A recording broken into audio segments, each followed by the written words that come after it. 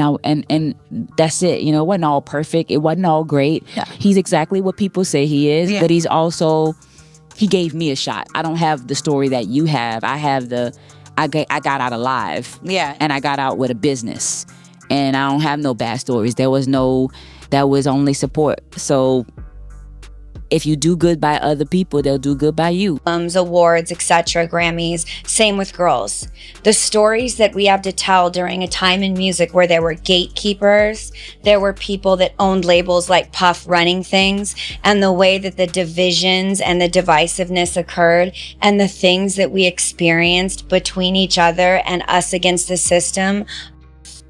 Insane. Dawn, Richard posted a recording of Diddy telling her and Aubrey O'Day to have freak-offs. Even though Diddy's federal trial is only in its second week, it has already descended into chaos. Dawn Richard took his stand immediately after Cassie, and she blew things wide open. You will not believe the damage that was done, but I do not know if you remember, but Dawn still has an open lawsuit against Diddy. When Cassie took the stand and revealed some pretty horrific things about Diddy and what he did to her, we thought we had heard it all. She had a lot to say, as was to be expected, but she also said that Diddy had allegedly forced her and Aubrey O'Day, another member of Diddy Kane, to have freak-offs with one another in the recording studio. The more we believe we know about Diddy, the more bizarre the narrative becomes. But it is about to get even more bizarre. Naturally, let us start this madness, so you had better keep your lace fronts on. Dawn Richards took the stand after Cassie, whose testimony was interrupted because she was 8.5 months pregnant. The feds asked Diddy's team to expedite their cross-examination so that Cassie could move on from the entire situation, but no one should have to deal with trauma like that, especially when she is that heavily pregnant. However, as soon as Dawn took the stand after Cassie, the chaos resumed because she had a lot to say as well. Reports state that she told the court that she witnessed Combs' physically former girlfriend singer Cassie, who testified for 4 days last week and detailed years of alleged physical and emotional from Combs during the relationship, which lasted from 2007 to 2018.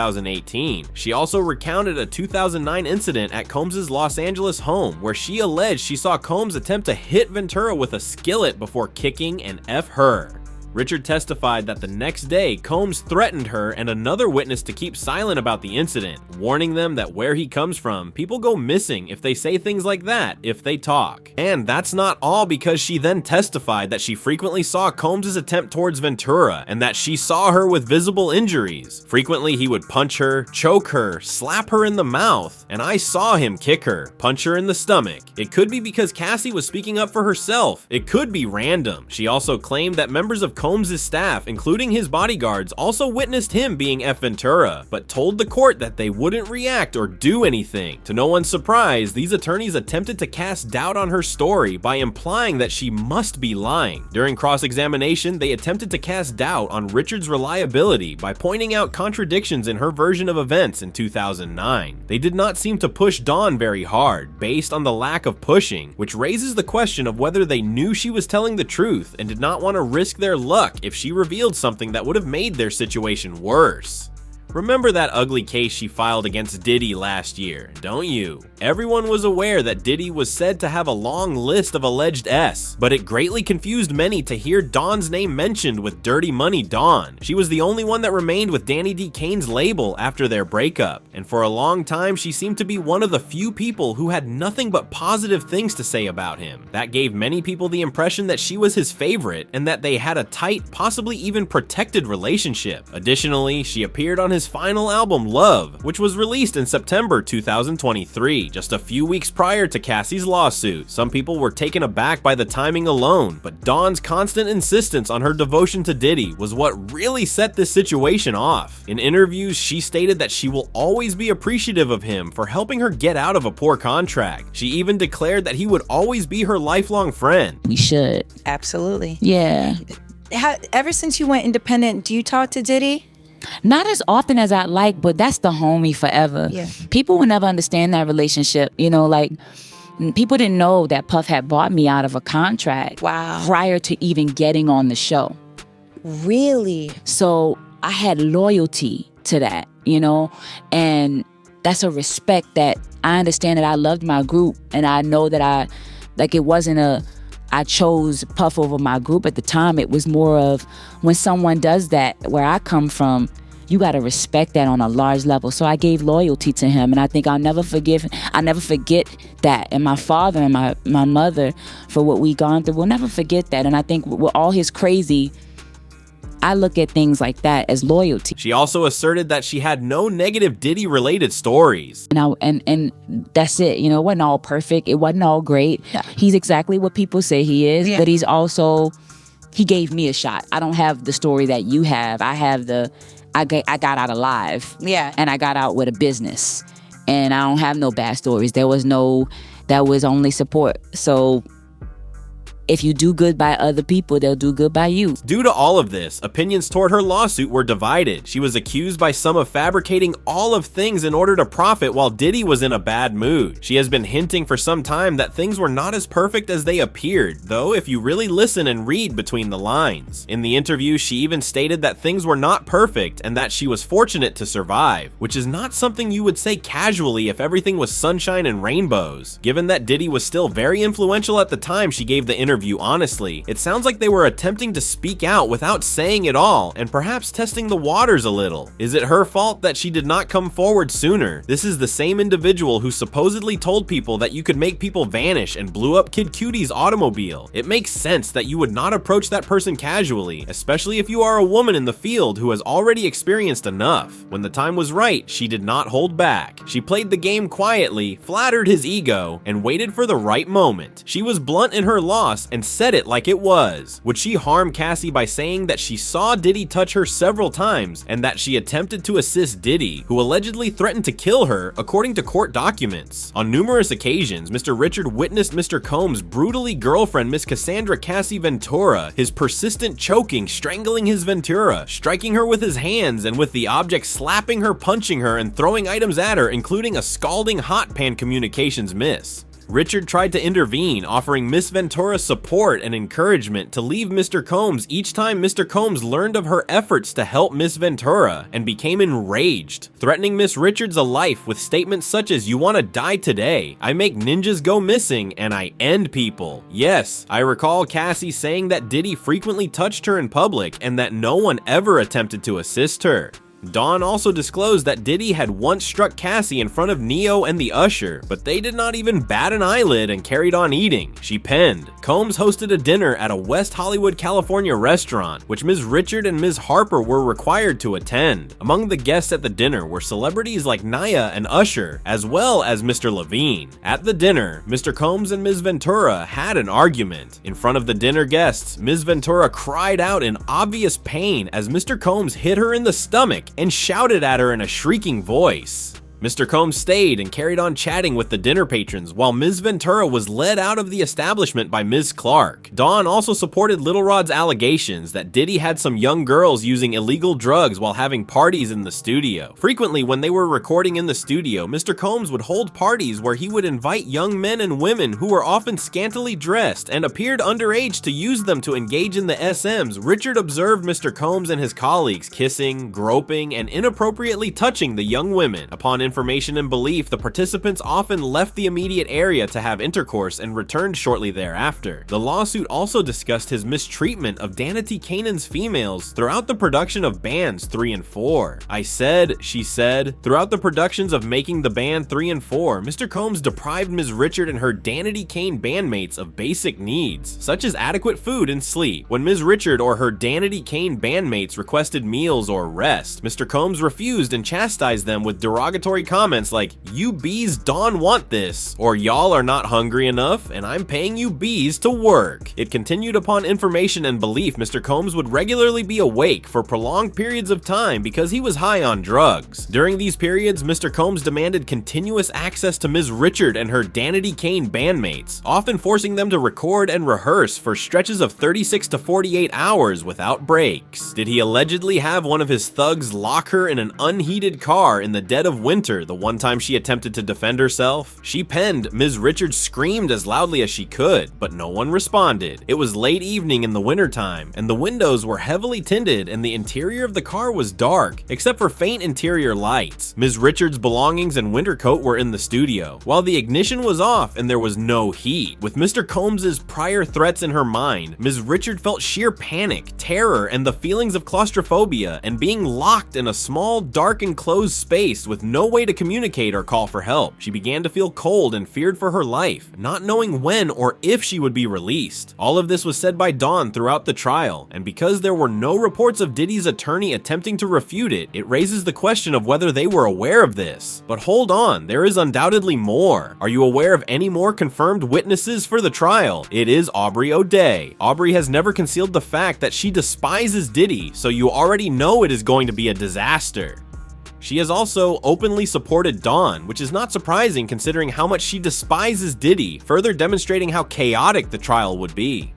Aubrey O'Day claims that Dawn was not the only one in Danny McCain who received such treatment, as she also reportedly experienced it. In retrospect, the Red Flags were essentially performing cartwheels. When we all watched, the band's formation was a complete mess. Because reality TV was so filthy and poisonous in those days, and because so many people still dismiss it as mere entertainment, no one really gave it any thought at the time. But consider this, Paripo hardly batted an eyelid throughout the crazy episodes of America's Next Top Model. Therefore, it did not seem all that remarkable at the time when Diddy was out here screaming at people, forcing them to trek to Brooklyn for cheesecake and continuously ripping them down, but Aubrey was one of the few who actually made an effort to resist. Diddy did not like that she was not scared to confront him or defend herself. They frequently argued because of her stubbornness, which caused a lot of friction between them. Years later, it is evident that she was trying to raise the alarm long before most others were prepared to hear it. She saw through that bullshit and was not going to play along. Can I ask a question?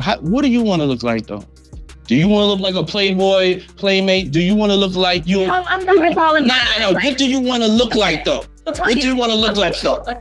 I'm not focused on me. I'm focused on what this group should look like and how I should fit in this situation. You like big hair though. You do like big hair. You like big hair. You like a lot of makeup and all that. Actually, I don't. I don't like big hair. I don't like certain makeup. I'm very flexible with what you want to do, and I've worked with everything that you've thrown. I'm not seeing the flexibility. You gaming me. Your hair people came in today and they said this is how it needs to be. You know what I'm talking about. You're pushing your own image though. I'm not worried about whether my hair is straight, curly, whatever. I'm not here in a group to have curly, straight, big, makeup, whatever. I'm here in a group to sing with my group, and that is all I care about. For real, maybe you just don't get me. You're getting me, because if I pulled in all of the makeup artists and all of the hair people, they would not say that. With the wardrobe, did I not try and cover up all the problem areas that I've been seeing were not? Yes, we had that conversation. Aubrey informed them early on that she was not going to allow Diddy to manipulate her into being someone she wasn't. It turns out that there may have been more at stake in their ongoing argument than only creative issues. There are rumors circulating that Diddy was attempting to court not only her, but also a few of the other girls, and things began to change when they refused to participate. He allegedly began to treat them differently, acting irrationally around them, freezing them off and giving them attitude. The worst aspect was that they were unable to voice their opinions because he had them sign strict non-disclosure agreements. As a result, they were forced to deal with everything behind the scenes and were not permitted to talk. Diddy continued to attempt to manipulate the girls after the band disbanded, but Aubrey was not prepared to give them these tools. For instance, Diddy claimed to be acting morally when he made a huge show of handing his former artists their masters back just a few weeks before to Cassie bringing her complaint. It turns out though that he was aware of Cassie's impending lawsuit and was attempting to gain some positive press prior to the lawsuit being brought. He said as he handed the masters back, "It's not just doing the right thing. I think we as an industry and as a people have to look in the mirror and make a shift forward. It's about evolving, leading by example, and reforming an industry that needs it in a world that needs reform." I'll tell you one thing I do want people to know, it's not a publicity stunt or anything like that. When Diddy turned over those masters, However, he forced the musician sign an NDA, which essentially committed him to keeping silent about whatever actually transpired at Bad Boy Records. At first glance, it appeared to be a kind gesture, as if he was finally treating them well. Now that all has surfaced, however, it is evident that there was more to it. He was likely attempting to improve his reputation before the storm hit, thinking that others would view him more favorably since he was aware that Cassie's lawsuit was imminent. However, not everyone was duped. Some of his former talents, like Aubrey, saw right through the charade and refused to participate. Okay? And in order to get that, I have to release him for any claims or wrongdoings or actions prior to the date of the release. I have to sign an NDA that I will never disparage Puff, Bad Boy, Janice Combs, or Justin Combs' music, or EMI, or Sony ever in public. So that you just got recently for this thing? I got it a few months ago when he started doing this. Here's that. So what's happening is artists, some of them, not all of them, are being given streaming royalties and ownership back over our publishing on songs that we wrote at a time when you know that you have to stream a song 1,000,000 times to make a cent. Yeah. Okay? It's hundreds of dollars.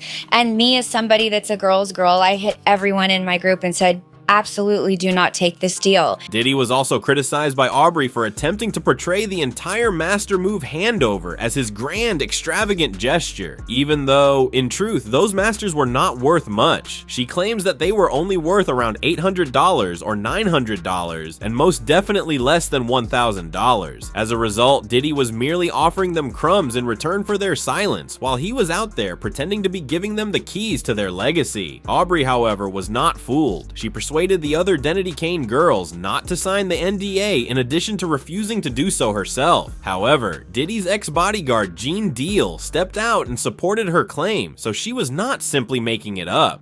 All his artists, when he gave them their publishing back. I'm gonna give y'all publishing, but y'all can't talk about Janice Combs, Justin Combs, Sony, Bad Boy, or anything that happened. Y'all can't talk about none of that.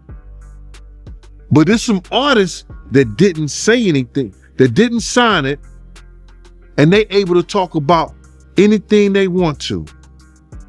And I think that's those girls that was, I think Diddy Kane. I think a couple of them didn't sign it. Aubrey is free to discuss her relationship with Diddy because she did not sign the NDA. She has been giving away all the tea, you know. She revealed that in order to maintain control over the girls, Diddy would deliberately set them against one another, causing conflict and discord. Awards, etc., Grammys, same with girls. The stories that we have to tell during a time in music where there were gatekeepers, there were people that owned labels like Puff running things, and the way that the division and the divisiveness occurred and the things that we experienced between each other and us against the system, insane. It turns out that Diddy's constant advice on how to behave and dress was not just for their public image. It was also a claim that he was pimping them out to other men and wanted them to look a certain way for the men he was allegedly hooking them up with. Him too. Because I heard him, and I'm giving you this, Aubrey. He stood up there and he said, in front of a lot of people, we were in the studio, and I said something to him and walked out the studio. He said, yo, I'm going to south and pick them up and pip them out to my, he said, I'm going to them out. I'm going to get them all on, and I'm going to pimp their ass out to my, and I was like, there's somebody kids, and walked out. And it's somebody that heard me. It's somebody that heard me. However, as the trial is still going on, things will only grow worse if you already thought this was bad. According to rumors, Aubrey's testimony would contain audio proof that Diddy allegedly made her and Dawn get freaky in the studio because he felt like having a freak off right then and there. Let us just say that Aubrey's testimony is going to be explosive, considering how much dirt she has on Diddy. I know it is a weird situation, but I need to hear what you guys think. After leaving your comments and opinions below, watch the other videos.